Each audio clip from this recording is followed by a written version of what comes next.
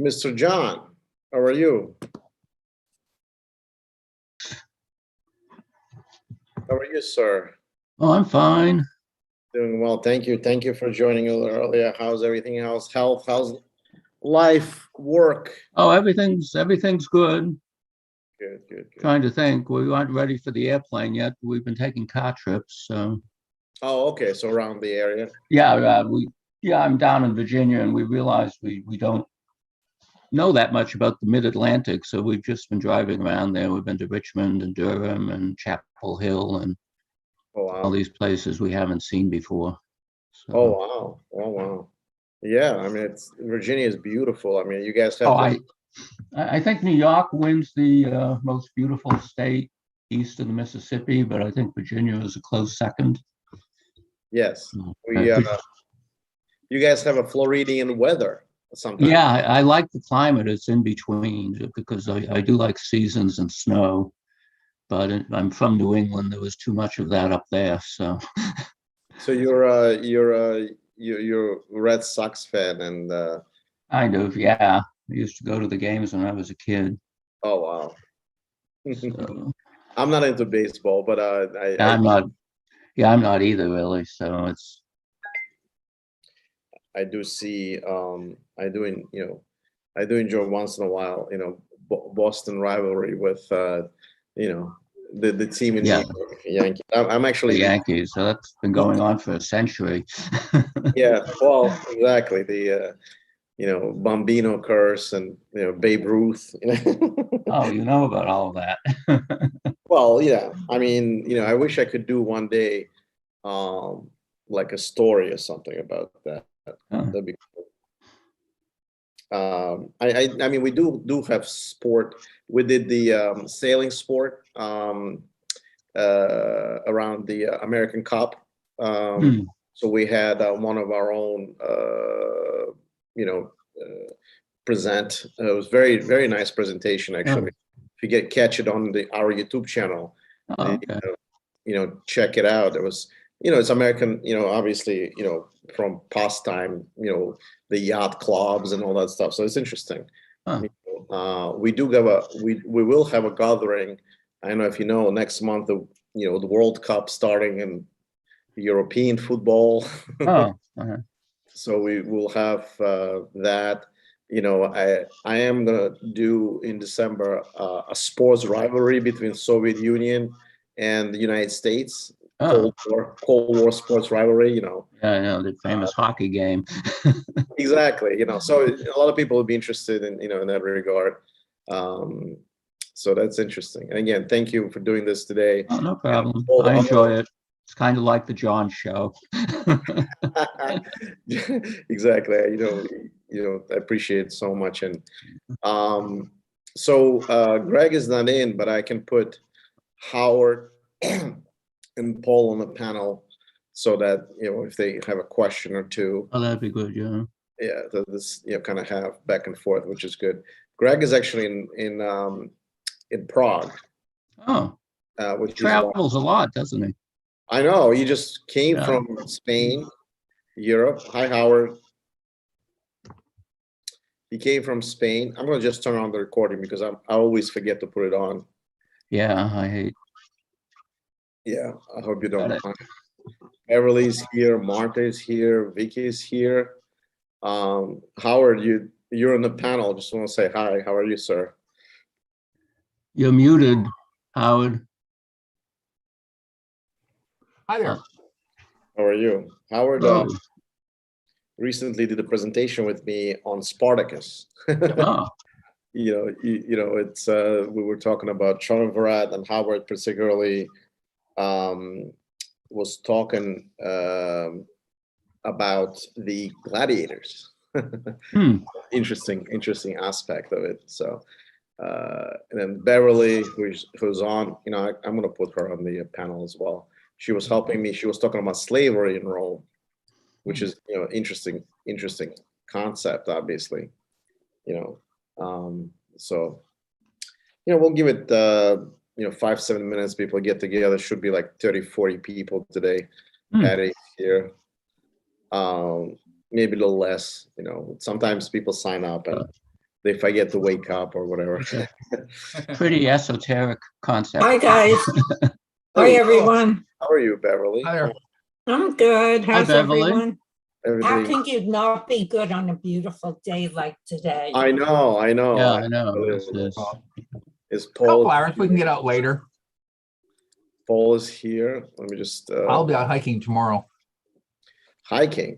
You know, guys, I went yesterday with a group. If you guys ever in New York and you wanted to go to a museum, we first did Chelsea Market on the 9th Avenue, 14th Street, and then we went to the Edward Hopper exhibit in Whitney Museum. It was amazing. I was mesmerized. You know, oil paintings. You know, from 1896 all the way to the 30s. You know, the old New York. Yeah, I know. It's amazing. Yeah, I think realist painting is coming back into style. They had the Whitney had an exhibit of Grant Wood a couple of years ago. And he's the one who did American Gothic, that famous one with the farmer and the pitchfork next to his wife. Yeah. I'm wondering, next time I visit up here in Toronto, the next time I visit the Royal Ontario Museum, I'm gonna bring my hiking GPS along and see just how many kilometers I do, because that's a day. Did any of you read the article? It was in the New York Times about the controversy with who owns Hopper's paintings. Oh, I did. Oh yeah. Oh yeah. He was according to his paintings, and at least that's what I depicted. It was quite misogynistic approach. He had a lot of issues with his wife, and she was a painter as well. And therefore, all of the pictures or paintings showing women in quite really screwed up, you know, kind of like view. I mean, women are never smile. They always, you know, gloom and doom. It's like there's always like, what do you have against women? I just don't understand. I have a friend who's a painter. In fact, she had a showing of her work in the city, and she is very much influenced by Hopper.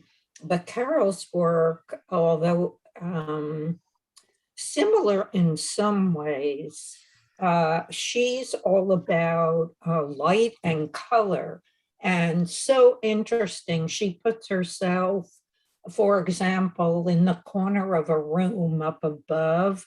So she does a lot of wonderful perspectives. She's also known for her portraiture, which is quite extraordinary. So yeah, she's just terrific. Of course, she's my friend, but seriously, her work is so interesting. Yeah.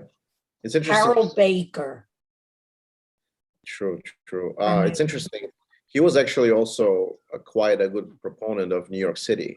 Like, he didn't want the expansion of NYU into the Washington Square, and he wrote this big petition about, you know, like, we should not be doing stuff like that. I mean, we're talking about 1907, you know, so it's the beginning of the turn of the century. So people were, you know, everything was going on with the World War. I mean, you know, it's interesting. I mean, he depicted a lot of the paintings from the rooftop, bridges. You know, Queensboro Bridge is amazing. Painting, you know, the Bronx, the original, you know, structures of the Bronx. He was into architecture a lot. I mean, it's interesting.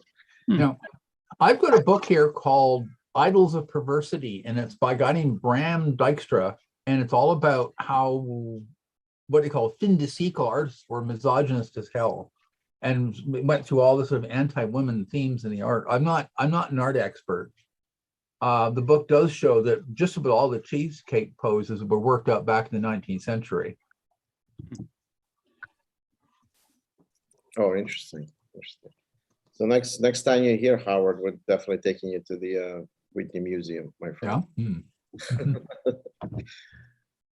The one that drives me nuts, the Royal Ontario Museum is pretty good here. The Art Gallery of Ontario is also pretty good. But one of the things that gets me, if we're ever in Toronto, is in the basement of the Art Gallery, they've got a collection of ship models. And I guess back in the day, they didn't have CAD, they didn't have 3D CAD or anything like that. If they were going to sell you a ship, they built a model of it. Oh, interesting. And you could look at it, say, oh yeah, that's the deck I want. There's a little protected area, and yeah. And it's amazing. It's just amazing stuff. Yeah. They also show all the old cargo ships and stuff like that. If you buy ship models, you get a couple sailing ships, maybe the Titanic, and battleships, and that's it. You don't see the little three deck transport boats, and they're beautiful. Oh, wow. It's interesting you're talking about depictions. Tomorrow, actually, Ralph S is going to do a presentation on Herod the Great and the Jewish revolt. And according to Josephus Flavius, who was a Jewish writer living in Rome, he basically at one point in his writing pointed where Herod was buried, and they found based on his locale, they were able to find the Herod's the Great tomb based on a 2,000-year-old writing, basically. So he pointed out, I don't know exactly the roots, but if you guys want to join tomorrow, let me know. It'll be at 4 o'clock. Again, with Ralph S. It sounds interesting. Yeah. So give it a couple more minutes. Let me just see where people are. It sounds interesting, but I'll be busy. Yeah. All right. So, John, you want to put up the slides? Just Yeah, I just hit share screen here, yeah, that's it. Yeah. and I pick what I want to show, and okay, can you see it? Yeah, exactly. Yeah, it's awesome. Okay. This is my 4th talk on dead languages. The last